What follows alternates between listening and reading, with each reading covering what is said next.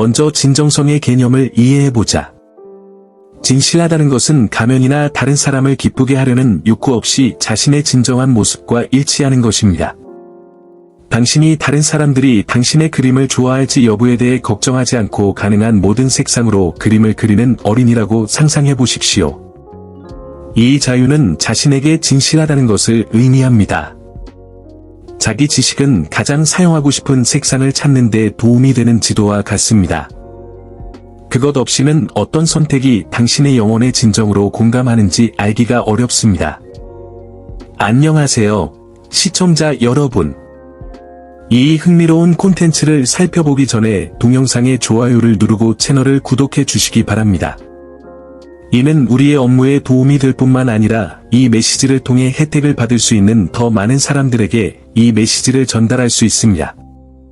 이제 오늘 주제의 본질, 즉 단순한 원리가 우리 삶을 어떻게 변화시킬 수 있는지 살펴보겠습니다.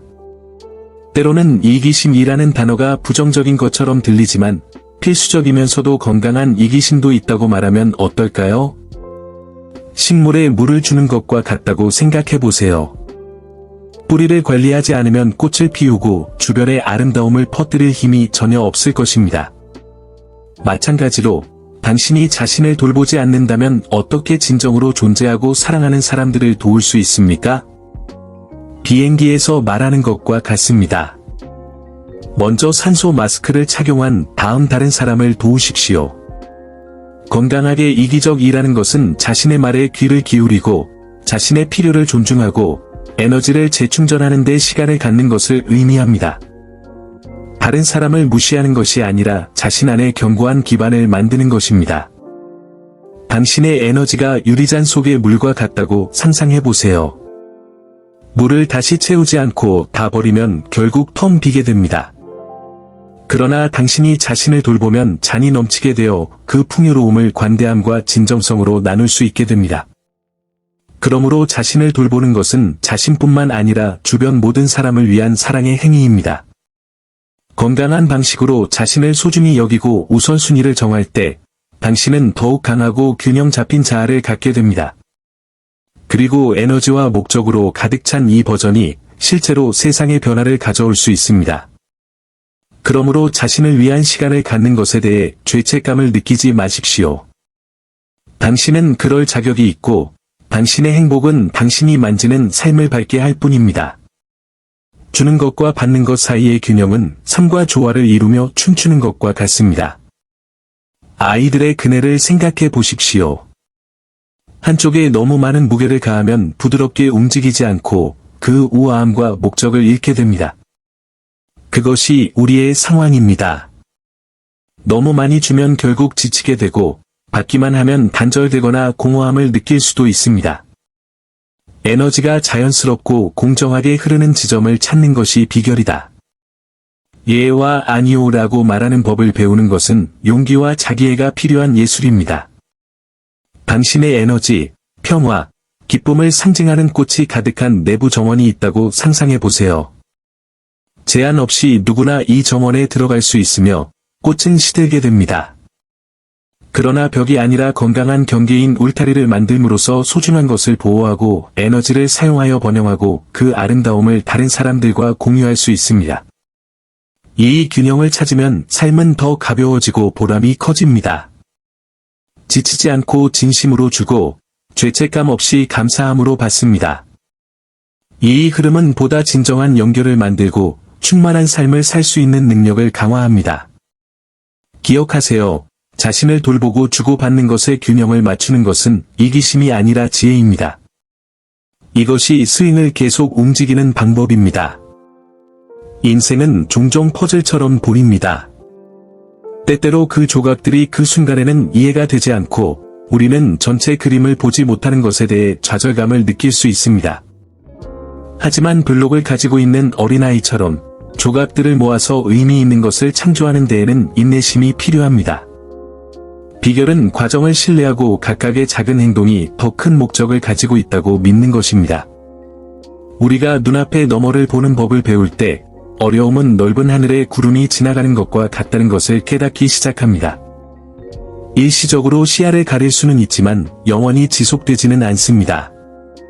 지평선을 바라보는 것은 현재의 도전에만 집중하는 대신 계속해서 걸어갈 수 있는 힘을 줍니다. 이는 마치 곡선으로 가득한 길을 여행하면서 풍경을 감상하는 것과 같습니다. 최종 목적지는 모든 단계에 가치가 있습니다. 여기서의 메시지는 간단합니다. 인생의 모든 것이 즉각적인 결과를 가져오는 것은 아닙니다. 오늘 씨앗을 심는 것이 내일 나무를 자라게 하는 것입니다. 그러니 시간을 믿고 작은 성취를 받아들이고 지평선을 바라보세요.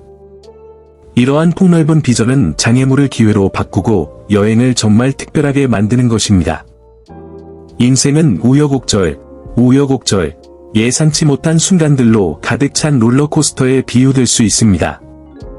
탄력성은 여행 중에 우리를 안정되게 유지하는 안전벨트와 같습니다.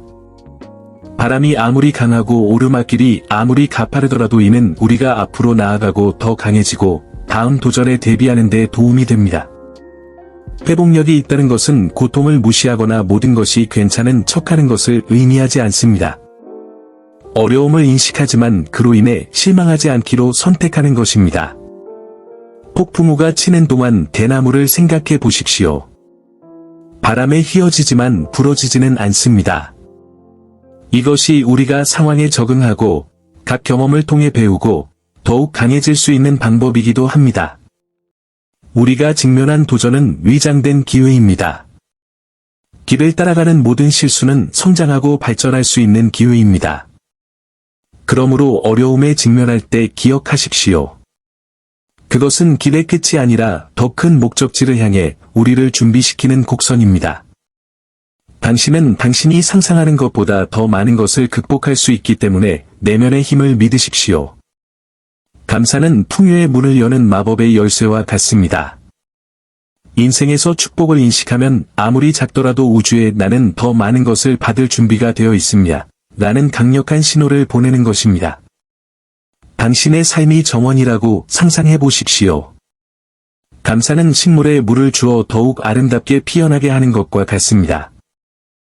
이 관행은 우리가 잃어버린 것에서 이미 가지고 있는 것에 초점을 맞추는 데 도움이 됩니다. 그것은 반이 비어있는 유리잔이 아니라 반쯤 차 있는 유리잔을 보는 것과 같습니다. 이렇게 함으로써 우리의 에너지는 변하고 충만함과 기쁨의 상태에 부합하는 사람, 상황, 기회를 끌어들이기 시작합니다. 작게 시작하십시오. 하루를 밝게 해주는 태양, 갈증을 해소해주는 물, 친구의 미소에 감사하세요. 더 많이 연습할수록 감사가 끝이 없는 순환이라는 것을 더 많이 깨닫게 됩니다. 더 많이 감사할수록 계속해서 감사해야 할 더 많은 이유를 찾게 됩니다. 그리고 그렇게 풍요가 당신의 삶에 자연스럽게 흘러들기 시작합니다. 끌어당김의 법칙은 거울처럼 작용합니다. 당신이 세상에 투영하는 것은 당신에게 다시 돌아옵니다. 부족함이나 실패에 대해 끊임없이 생각한다면 결국 그것이 드러나게 됩니다. 반면에 희망, 성공, 풍요에 대한 생각을 키우면 삶은 이러한 진동을 당신에게 다시 반영하기 시작합니다. 그것은 마음의 정원에 씨앗을 심는 것과 같습니다. 당신이 가꾸고 물을 주는 것이 자라는 것입니다.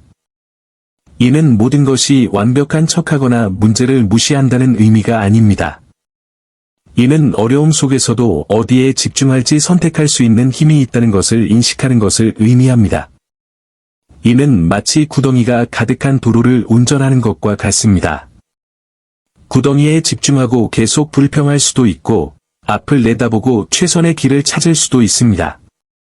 생각의 힘을 이해함으로써 당신은 당신의 마음이 강력한 도구라는 것을 깨닫기 시작합니다.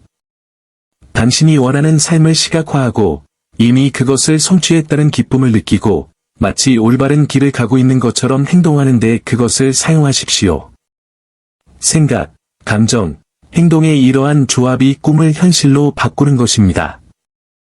용서는 오랫동안 잠겨있던 문을 열어 억울함과 고통의 무게를 풀어주는 것과 같습니다.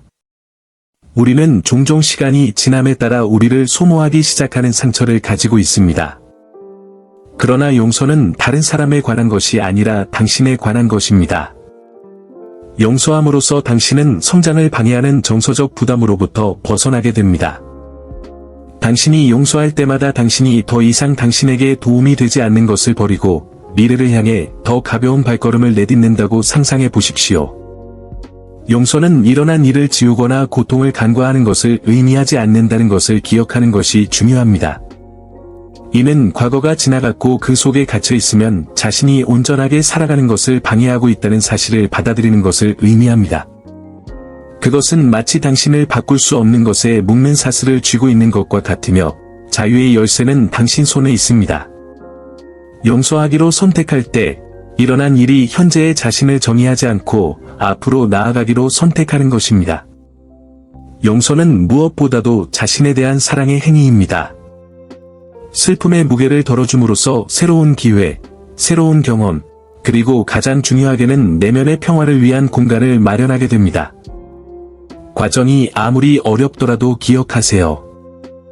용서는 자신이 더 가볍고 기쁨과 자유를 누리며 살 수 있도록 자신에게 주는 선물입니다. 창의적인 시각화는 꿈의 미래를 안내하는 지도와 같습니다. 눈을 감고 원하는 것을 상상하면 거의 사진처럼 선명하고 강력한 정신적 이미지가 만들어집니다. 이 연습은 당신이 꿈꾸는 것을 성취하는 것이 가능하다는 것을 마음이 믿도록 돕고, 믿을 때 그 꿈과 일치하는 방식으로 행동하기 시작합니다. 당신이 창조하는 모든 긍정적인 생각, 모든 생생한 이미지는 마음이라는 비옥한 땅에 심어진 씨앗과 같습니다. 시각화를 연습하는 것은 정원을 가꾸는 것과 같습니다. 처음에는 작은 씨앗처럼 보일 수도 있지만 시간과 인내, 헌신이 지나면 크고 아름다운 씨앗으로 자라납니다. 꽃이 하루아침에 피지 않듯이 꿈도 긍정적인 생각과 일관된 행동으로 비전을 계속 가꾸어 나가면 시간이 지나면서 현실이 될 것입니다.